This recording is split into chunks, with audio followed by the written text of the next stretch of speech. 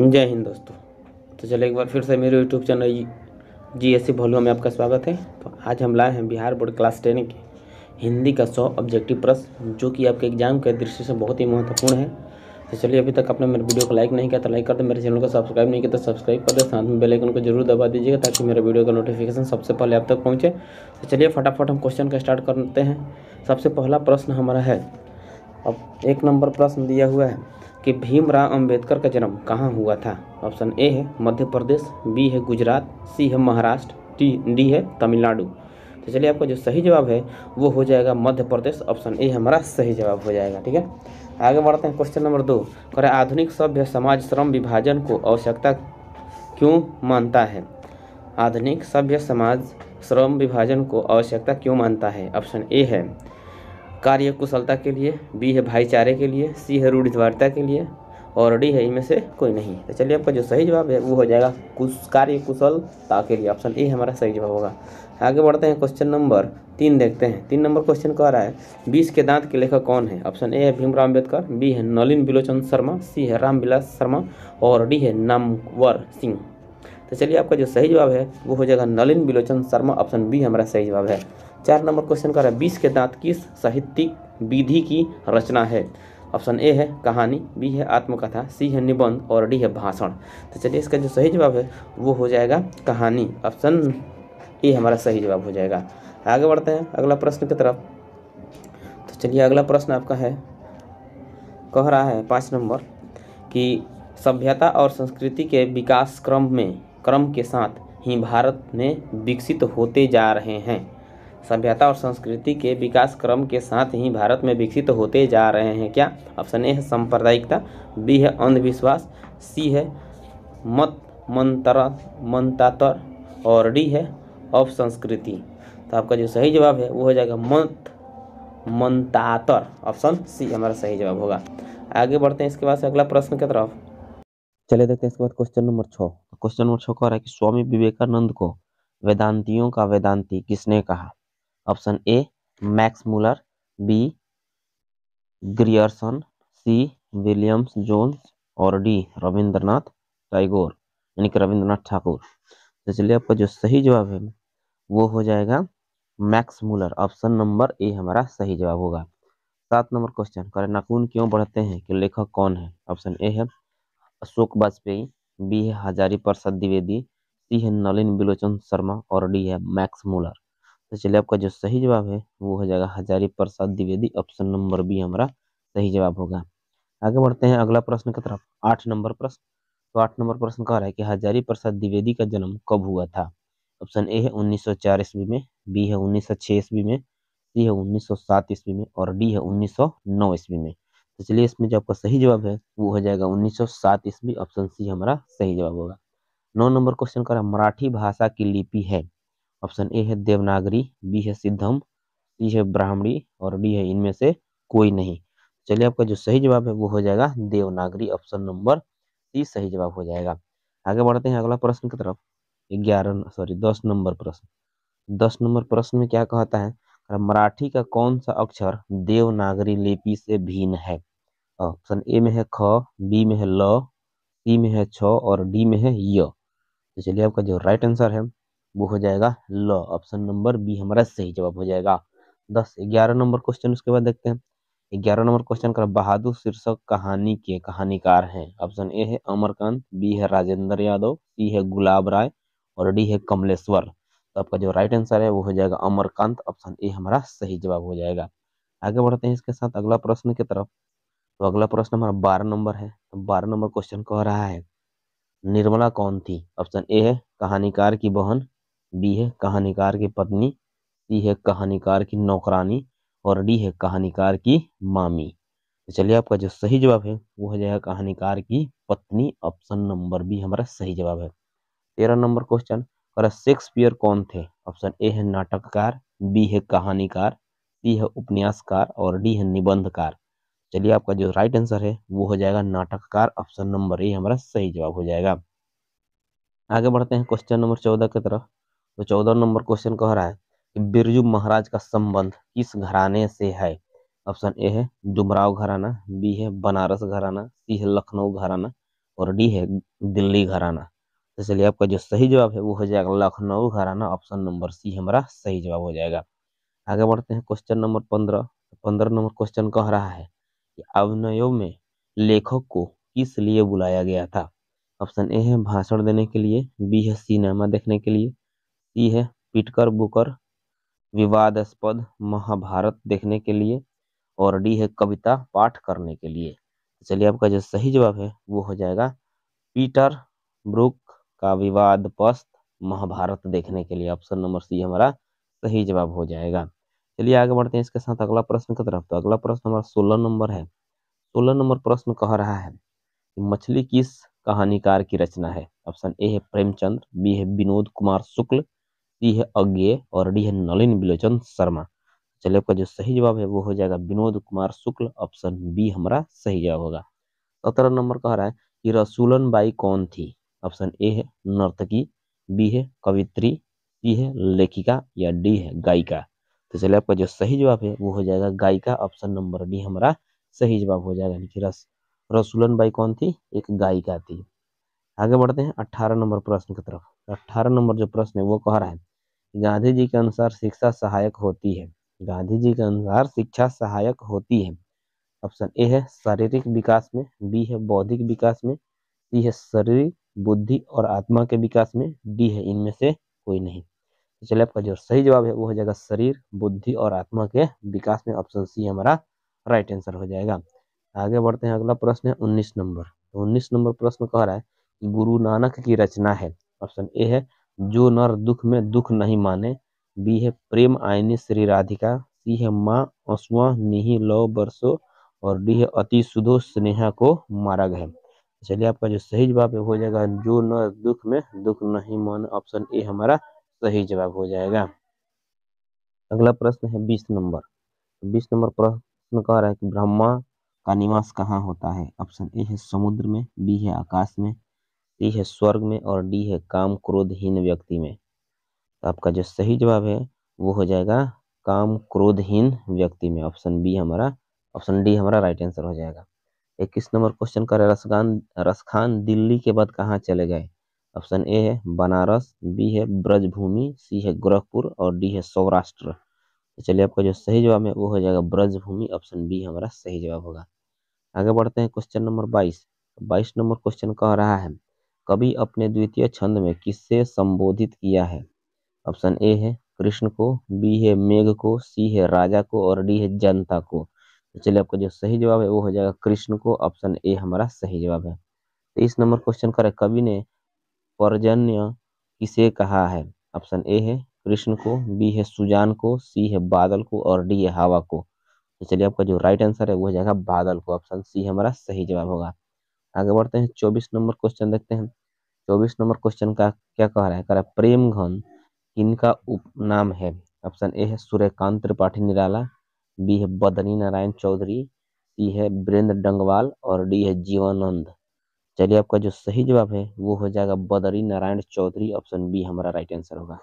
25 number question का कि भारत माता कविता कवि के किस काव्य ग्रंथ से संकलित है। ऑप्शन ए है वीणा, बी है ग्राम्य, सी है गुंजन, और डी है युगपथ। चलिए आपका जो सही जवाब है वो हो जाएगा ग्राम्य, ऑप्शन बी हमारा सही जवाब होगा। आगे बढ़ते हैं क्वेश्चन नंबर 26।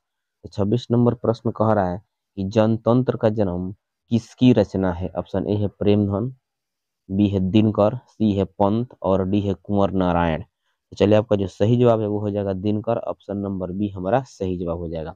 27 नंबर क्वेश्चन कह रहा है हिरोशिमा शीर्षक कविता में वर्णित सूरज कहाँ निकला।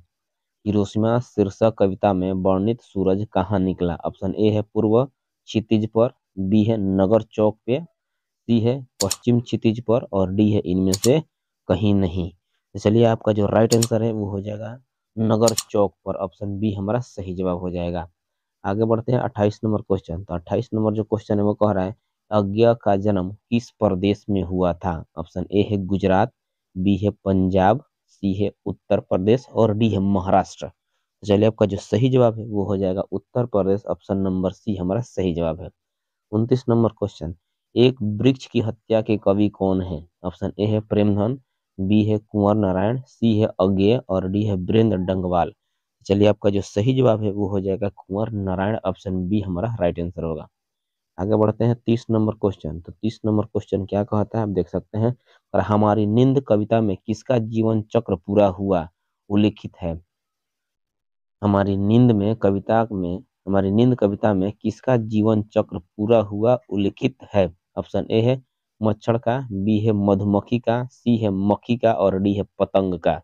तो चलिए आपका जो सही जवाब है वो हो जाएगा मक्खी का, ऑप्शन सी हमारा सही जवाब हो जाएगा। 31 नंबर प्रश्न कर अक्षर ज्ञान किस कवि की रचना है। ऑप्शन ए है वीरेंद्र डंगवाल, बी है अनामिका, सी है कुंवर नारायण और डी है रेनर मारिया रिल्के। चलिए आपका जो सही जवाब है वो हो जाएगा अनामिका, ऑप्शन बी हमारा सही जवाब हो जाएगा। आगे बढ़ते हैं क्वेश्चन नंबर 32। तो क्वेश्चन नंबर 32 क्या कहता है आप देख सकते हैं, और इनमें से कौन सी कृति जीवनानंद दास की नहीं है।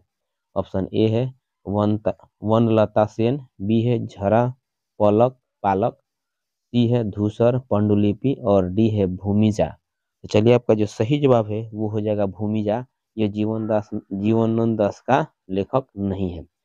आगे बढ़ते हैं, अगला प्रश्न है 33 नंबर, लौट कर आऊंगा फिर कविता में उल्लू कहाँ बोलता है। ऑप्शन ए नदी के किनारे, बी अमरूद के पेड़ पर, सी कपास के पेड़ पर और डी आम के पेड़ पर। तो चलिए आपका जो सही जवाब है वो हो जाएगा कपास के पेड़ पर, ऑप्शन सी हमारा सही जवाब हो जाएगा। आगे बढ़ते हैं 34 नंबर प्रश्न की तरफ। तो 34 नंबर प्रश्न कह रहा है रेनर मारिया रिल्के किस देश के कवि हैं। Option A Bharat, B Germany, C England और डी जापान। चलिए आपका जो सही जवाब है वो हो जाएगा जर्मनी, ऑप्शन बी हमारा राइट आंसर हो जाएगा। अगला प्रश्न है भारत में जनतंत्र की स्थापना कब हुई। ऑप्शन ए है 1947 ईस्वी में, बी है 1948 ईस्वी में, सी है 1950 ईस्वी में और डी है 1951 ईस्वी में। चलिए आपका जो सही जवाब है वो हो जाएगा 1950 ईस्वी, ऑप्शन सी हमारा राइट आंसर हो जाएगा। अब का अगला प्रश्न है 36 नंबर। तो 36 नंबर प्रश्न क्या कह रहा है, कह रहा है कि दिनकर को साहित्य अकादमी पुरस्कार किस कृति पर मिला। ऑप्शन ए है सामधेनी, बी है उर्वशी, सी है द्वंद्व गीत और डी है संस्कृत के 4 अध्याय। तो चलिए आपका जो राइट आंसर है वो हो जाएगा संस्कृत के 4 अध्याय, ऑप्शन नंबर डी हमारा राइट आंसर हो जाएगा। 37 नंबर क्वेश्चन कह रहा है कि दही वाली मगम्मा कहानी के कहानीकार कौन है। ऑप्शन ए है सात कौड़ी होता, बी है सुजाता, सी है श्रीनिवास और डी है प्रेमचंद्र। तो चलिए आपका जो सही जवाब है वो हो जाएगा श्रीनिवास, ऑप्शन नंबर सी हमारा सही जवाब हो जाएगा। चलिए आगे बढ़ते हैं 38 नंबर क्वेश्चन। तो 38 नंबर क्वेश्चन कह रहा है कि रंगम्पा था। ऑप्शन ए है शराबी, बी है जुआरी, सी है रसोईया और डी है शिक्षक। तो चलिए आपका जो राइट आंसर है वो हो जाएगा जुआरी, यानी कि रंगम्पा कौन था, एक जुआरी था, ऑप्शन बी हमारा राइट आंसर हो गया। 29 नंबर प्रश्न कर ढहते विश्वास के कहानीकार कौन है। ऑप्शन ए है सांवरदैया, बी है सतकोड़ी होता, सी है श्रीनिवास और डी है प्रेमचंद्र। तो आपका जो सही जवाब है वो हो जाएगा सातकौड़ी होता, ऑप्शन बी हमारा राइट आंसर हो जाएगा। ढहते विश्वास के लेखक कौन है, सातकौड़ी होता, ऑप्शन बी हमारा सही जवाब है। आगे बढ़ते हैं उसके बाद से 40 नंबर क्वेश्चन। तो 40 नंबर क्वेश्चन कह रहा है कि ईश्वर पेटलिकर किस भाषा के साहित्यकार हैं। ऑप्शन ए है तमिल, बी है गुजराती, सी है मराठी और डी है उड़िया। तो चलिए आपका जो राइट आंसर है वो हो जाएगा गुजराती, ऑप्शन बी हमारा राइट आंसर हो जाएगा। आगे बढ़ते हैं 41 नंबर क्वेश्चन, कहानीकार सुजाता का असली नाम क्या है। ऑप्शन ए है संवरदैया, बी है एस रंगराजन, सी है श्रीनिवास और डी है सातकोड़ी होता। तो चलिए आपका जो राइट आंसर है वो हो जाएगा एस रंगराजन, ऑप्शन बी हमारा राइट आंसर हो जाएगा। आगे बढ़ते हैं अगला प्रश्न की तरफ। 42 नंबर क्वेश्चन कह रहा है कि सांवरदैया की कहानी धरती कब तक घूमेगी का विषय है। ऑप्शन ए है तमिल समाज, बी है गुजराती समाज, सी है राजस्थानी समाज और डी है बंगाली समाज। तो चलिए आपका जो राइट आंसर है वो हो जाएगा राजस्थानी समाज, ऑप्शन नंबर सी हमारा राइट आंसर हो जाएगा। ठीक है, आगे बढ़ते हैं अगला प्रश्न की तरफ। 43 नंबर पर क वर्ग का उच्चारण स्थान क्या है। ऑप्शन ए है दंत, बी है ओष्ठ, सी है मृदा और डी है कंठ। तो क का उच्चारण स्थान क्या होता है, कंठ होता है। ऑप्शन बी हमारा right answer, sorry option D हमारा राइट आंसर हो जाएगा। चलिए आगे बढ़ते हैं इसी के साथ अगला प्रश्न की तरफ, 44 नंबर। तो 44 नंबर प्रश्न हमारा कह रहा है कि भाववाचक संज्ञा नहीं है। ऑप्शन ए है अफ्रीकी, बी है चोरी, सी है बचपन और डी है बुढ़ापा। तो चलिए आपका जो राइट आंसर है वो हो जाएगा अफ्रीकी। ऑप्शन ए हमारा राइट आंसर हो जाएगा, ये भाववाचक संज्ञा नहीं है।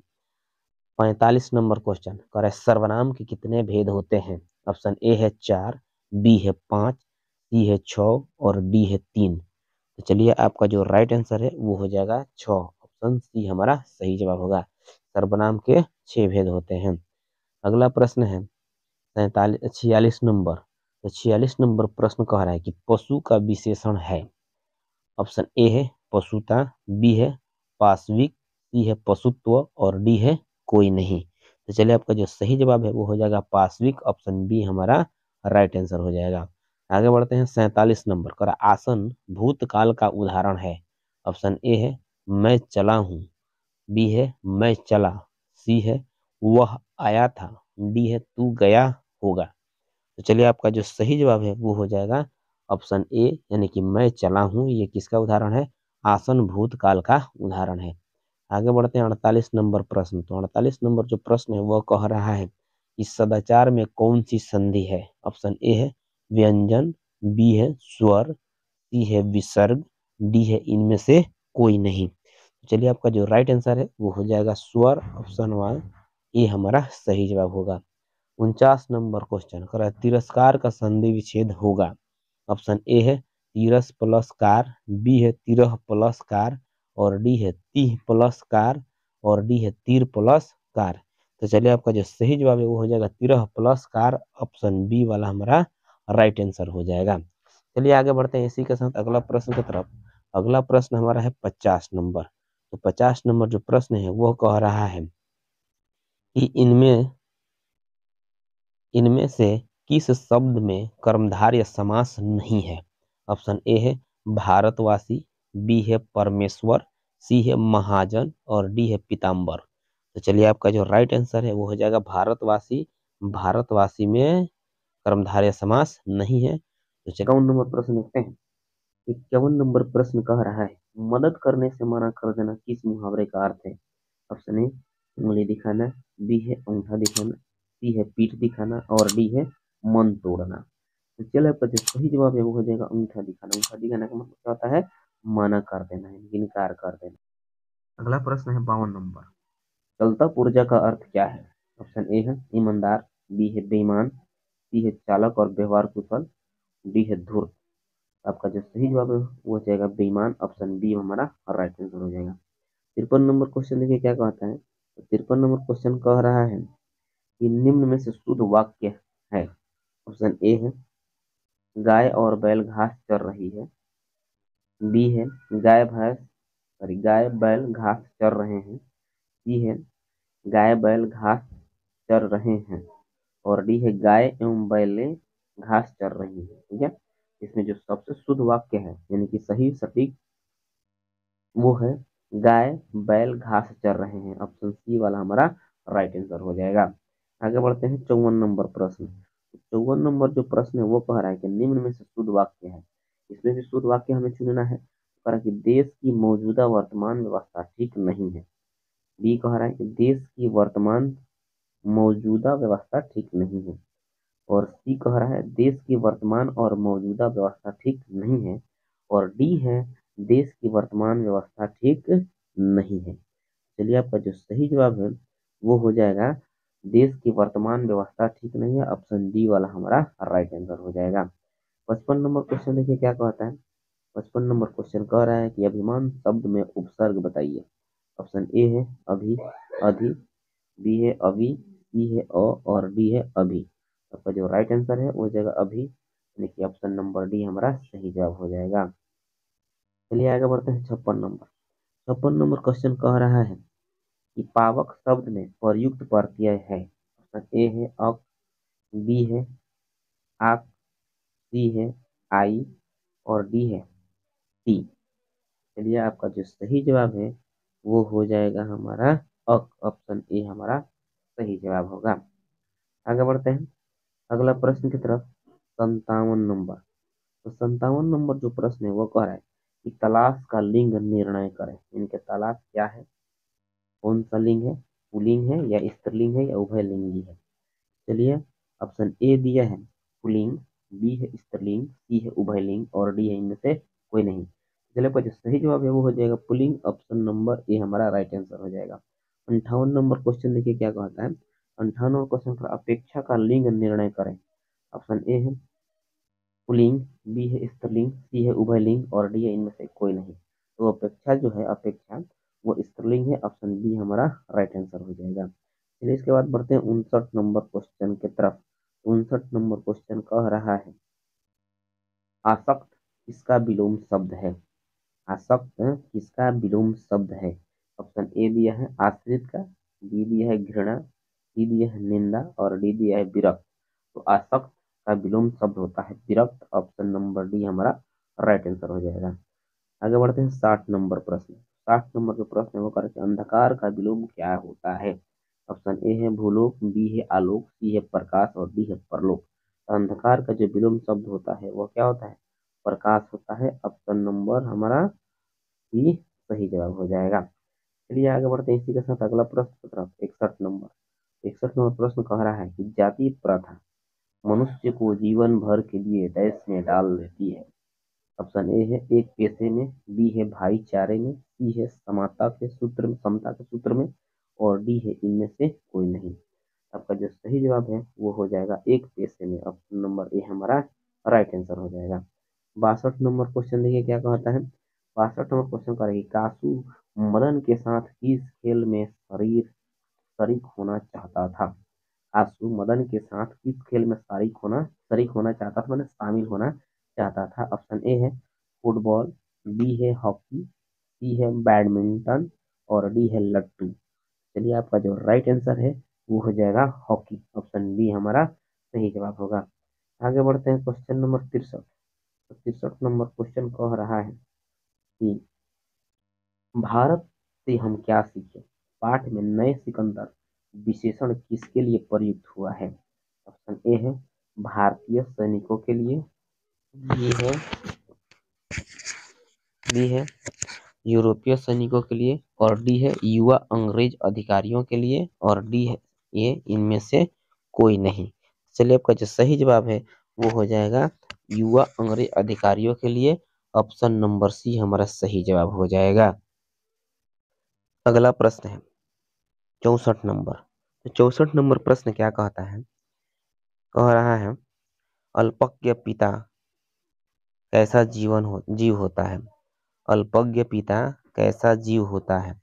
ऑप्शन ए है दयनीय, बी है बहादुर, सी है अल्पभाषी और डी है मृदुभाषी। चलिए, आपका जो सही जवाब है वो हो जाएगा दयनीय। ऑप्शन ए हमारा राइट आंसर हो जाएगा। 65 नंबर प्रश्न कह रहा है उत्तर भारत के नागरी लिपि को हम किस नाम से जानते हैं।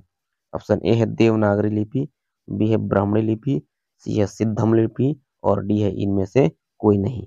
तो चलिए, आपका जो राइट आंसर है वो हो जाएगा देवनागरी लिपि। ऑप्शन ए हमारा राइट आंसर हो जाएगा। आपका अगला प्रश्न है 66 नंबर। रुपये खोने का परपंच किसने रचा था।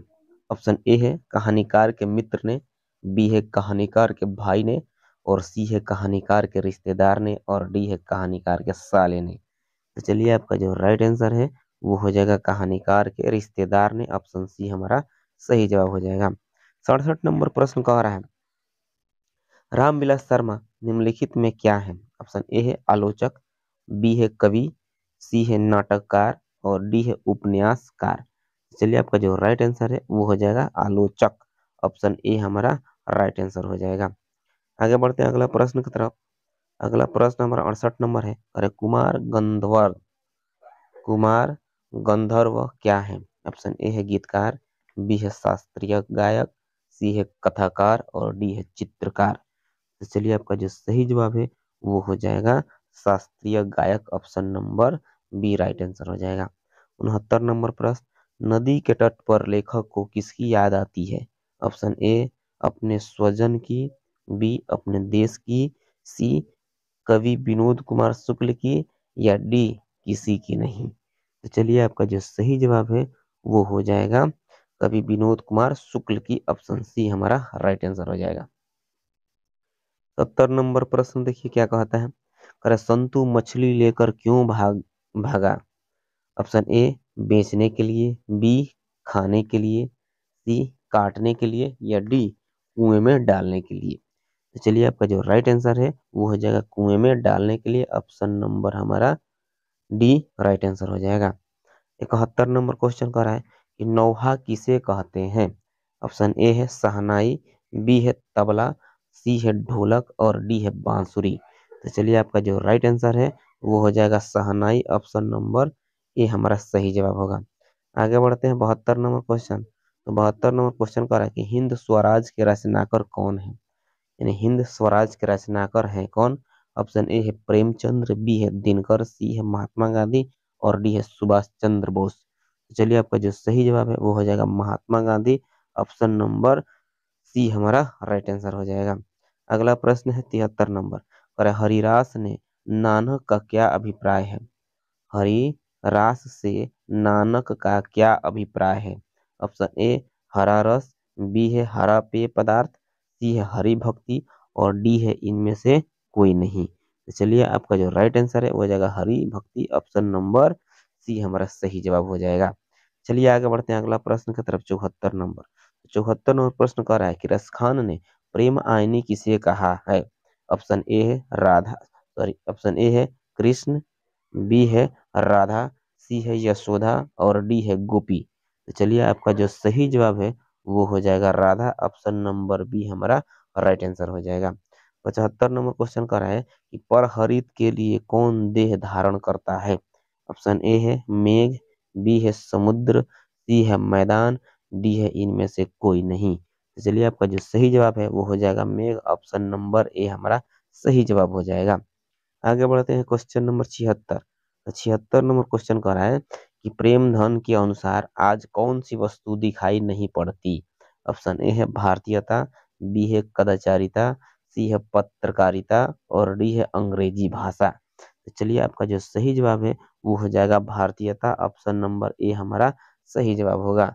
77 नंबर प्रश्न कह रहा है कि भारत माँ के श्रेष्ठ मुख की तुलना कवि ने किससे की है। ऑप्शन ए है सूर्य, बी है कंचन, सी है पुष्प और डी है छायायुक्त चंद्र से। तो चलिए आपका जो सही जवाब है वो हो जाएगा छायायुक्त चंद्र, ऑप्शन नंबर डी हमारा राइट आंसर हो जाएगा। चलिए आगे बढ़ते हैं अगला प्रश्न की तरफ। 78 नंबर प्रश्न। 78 नंबर प्रश्न का है उर्वशी किसकी कृति है। ऑप्शन ए है दिनकर, बी है कुंवर नारायण, सी है महादेवी वर्मा और डी है पंत। तो चलिए आपका जो सही जवाब है वो हो जाएगा दिनकर, ऑप्शन नंबर ए हमारा सही जवाब हो जाएगा। चलिए उसके बाद हम बढ़ते हैं 79 नंबर का क्वेश्चन है। तो कह रहा है, अज्ञेय का जन्म हुआ था, यानी कि अज्ञेय का जन्म कब हुआ था। ऑप्शन ए है 1910 ईस्वी में, बी है 1911 ईस्वी में, सी है 1912 ईस्वी में और डी है 1913 ईस्वी में। चलिए आपका जो सही जवाब है वो हो जाएगा 1911 ईस्वी में, ऑप्शन नंबर बी हमारा राइट आंसर होगा। आगे बढ़ते हैं 80 नंबर प्रश्न की तरफ। तो 80 नंबर जो प्रश्न है वो कह रहा है इसी दुनिया में किसकी कृति है। ऑप्शन ए है वीरेंद्र डंगवाल, बी है मुक्ति बोध, सी है अनामिका और डी है कुंवर नारायण। तो चलिए आपका जो राइट आंसर है वो है Virendra Dangwal, option number A हमारा सही जवाब हो जाएगा। 81 नंबर प्रश्न कर रहा है कि जीवन नंद दास किस भाषा के कवि हैं। जीवन नंद दास किस भाषा के कवि हैं। ऑप्शन ए है मराठी, बी है बंगला, सी है हिंदी और डी है उड़िया। तो चलिए आपका राइट आंसर हो जाएगा बंगला, ऑप्शन बी हमारा राइट आंसर हो जाएगा। चलिए आगे बढ़ते हैं इसी के साथ अगला प्रश्न की तरफ। 82 नंबर क्वेश्चन करा है कि नजम्मा मंगम्मा की कौन थी। ऑप्शन ए है बेटी, बी है माँ, सी है पुत्र वधु और डी है सास। तो चलिए आपका जो सही जवाब है वो हो जाएगा पुत्र वधु, ऑप्शन नंबर सी हमारा राइट आंसर हो जाएगा। 83 नंबर क्वेश्चन। दलई बांध टूटने पर क्या हुआ।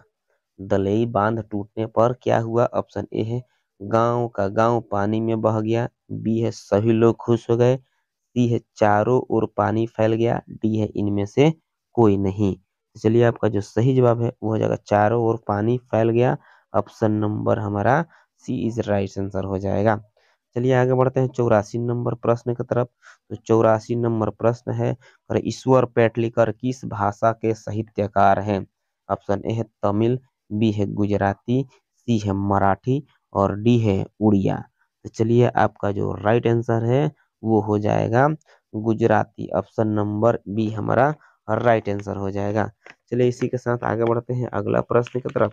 तो जो अगला प्रश्न है 85 नंबर प्रश्न कह रहा है कि पाप्ती को शहर क्यों लाया गया था? पाप्ती को शहर क्यों लाया गया था? तो ऑप्शन ए है पढ़ने के लिए, बी है सिनेमा देखने के लिए और सी है इलाज करने के लिए, डी है नाटक में भाग लेने के लिए। तो चलिए आपका जो राइट आंसर है वो हो जाएगा इलाज के लिए, यानी कि ऑप्शन नंबर सी हमारा राइट आंसर हो जाएगा। आगे बढ़ते हैं। इसके बाद अगला प्रश्न है 86 नंबर। तो 86 नंबर प्रश्न प्रश्न कह रहा है कि प वर्ग का उच्चारण मुंह के किस भाग से होता है? ऑप्शन ए है कंठ, बी है तालु, सी है मृदा मतलब सॉरी मृदा और डी है ओष्ठ। तो चलिए आपका जो राइट आंसर है वो हो जाएगा ओष्ठ। प कहेंगे तो हमारा होंठ मतलब एक दूसरे में टच करता है, प ओष्ठ यानी कि ओष्ठ हो जाएगा। ऑप्शन नंबर डी हमारा सही जवाब है।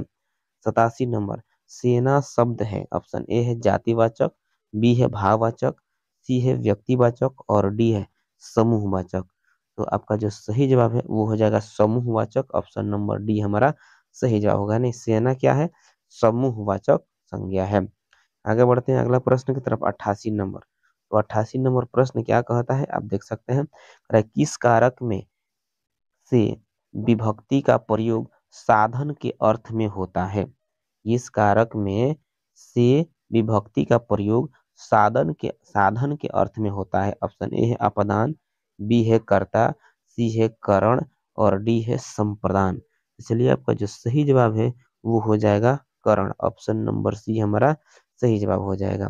आगे बढ़ते हैं 89 नंबर प्रश्न। तो 89 नंबर जो प्रश्न है वो करके राजश्री राजर्षि का संधि विच्छेद है। राजर्षि का संधि विच्छेद है। ऑप्शन है राज प्लस ऋषि, बी है रज प्लस ऋषि, सी है रजह प्लस ऋषि और डी है रा प्लस ऋषि। तो चलिए आपका जो सही जवाब है वो हो जाएगा Raj plus Rishi. Option number A हमारा सही जवाब होगा। आगे बढ़ते हैं 90 नंबर प्रश्न। तो जो 90 नंबर प्रश्न है वो कह रहा है कि दुष्कर में कौन सी संधि है? ऑप्शन ए है स्वर, बी है व्यंजन, सी है विसर्ग, डी है इनमें कोई नहीं। तो चलिए आपका जो सही जवाब है वो हो जाएगा विसर्ग। ऑप्शन नंबर सी हमारा राइट आंसर होगा। आगे बढ़ते हैं 91 नंबर कर कि षडानन में समास बताइए। षडानन में समास बताना है, कौन सा समास होगा? ऑप्शन ए है बहुब्रीहि समास, बी है द्विगु समास, सी है द्वंद्व समास और डी है अव्ययी भाव समास। तो चलिए आपका जो सही जवाब है वो हो जाएगा बहुब्रीहि समास। ऑप्शन नंबर ए हमारा सही जवाब होगा। आगे बढ़ते हैं 92 नंबर प्रश्न। तो 92 नंबर प्रश्न क्या कहता है, करे सुख दुख में कौन सा समास है? ऑप्शन ए है द्वंद्व, बी है दिग्गु, सी है अव्ययी भाव और डी है कर्मधारय। तो आपका जो सही जवाब है वो हो जाएगा द्वंद्व समास। ऑप्शन नंबर ए हमारा सही जवाब हो जाएगा। 93 नंबर प्रश्न देखिए क्या कहता है। तो 93 नंबर प्रश्न कह रहा है एक मयान में दो तलवारें मुहावरे का अर्थ है। ऑप्शन ए है एक स्थान पर दो व्यक्ति, बी है एक ही स्थान पर दो समान अधिकारी नहीं रह सकते, बी है कम स्थान में ज्यादा व्यक्ति, डी है कम पैसा में घर चलाना। तो चलिए आपका जो सही जवाब है वो हो जाएगा एक ही स्थान पर दो समान अधिकारी नहीं रह सकते, यानी कि ऑप्शन नंबर बी हमारा राइट आंसर हो जाएगा। चलिए आगे बढ़ते हैं अगला प्रश्न की तरफ। 94 नंबर प्रश्न। तो 94 नंबर प्रश्न कह रहा है कि बावली अपनी गरज बावली लोकिया का सामान्य अर्थ है। ऑप्शन ए है बिजली का गर्जना तीव्र होती है, बी है स्वार्थी आदमी दूसरों की चिंता नहीं करता, सी है अपनी कुशलता देखनी चाहिए, डी है सावधानी बरतनी जरूरी है। तो चलिए आपका जो सही जवाब है वो हो जाएगा स्वार्थी आदमी दूसरों की चिंता नहीं करता। ऑप्शन नंबर बी हमारा सही जवाब हो जाएगा। आगे बढ़ते हैं 95 नंबर क्वेश्चन। तो 95 नंबर क्वेश्चन कह रहा है निम्नलिखित में से सही शब्द शुद्ध का चुनाव कीजिए। ऑप्शन ए है अस्पृश्यता, बी है अस्पृश्यता, सी है अस्पृश्यता और डी है अस्पृश्यता। चलिए आपका जो सही जवाब है वो हो जाएगा यानी ये वाला, यानी कि ऑप्शन डी वाला हमारा क्या हो जाएगा, सही हो जाएगा। चलिए आगे बढ़ते हैं इसके साथ अगला प्रश्न की तरफ। तो अगला प्रश्न है 96 नंबर। निम्नलिखित में से सही शुद्ध यानी कि सही शब्द शुद्ध का चुनाव कीजिए। ऑप्शन ए है क्यारी, बी है कियारी, सी है कियारी और डी है कियारी। यानी इसमें जो सही लिखा गया है वो कौन सा है, हमें उसी का चुनाव करना है। तो ये वाला हमारा क्या है, ये वाला जो क्यारी लिखा हुआ है एकदम राइट है, परफेक्ट है। तो ऑप्शन ए हमारा सही जवाब हो जाएगा। चलिए 97 नंबर क्वेश्चन देख लिए। परिग्रह में कौन सा उपसर्ग है। ऑप्शन ए है परि, बी है प्र, सी है प्रति और डी है प्रा। तो आपका जो सही जवाब है वो हो जाएगा परि। ऑप्शन नंबर ए हमारा सही जवाब होगा। आगे बढ़ते हैं 98 नंबर प्रश्न। तो 98 नंबर जो प्रश्न है वो कह रहा है कि जोश का लिंग निर्णय करें। ऑप्शन ए है पुल्लिंग, बी है स्त्रीलिंग, सी है उभयलिंग और डी है इनमें से कोई नहीं। तो चलिए आपका जो सही जवाब है यानी कि जोश जो है वो क्या है, पुल्लिंग है। ऑप्शन नंबर बी सॉरी ए हमारा सही जवाब होगा।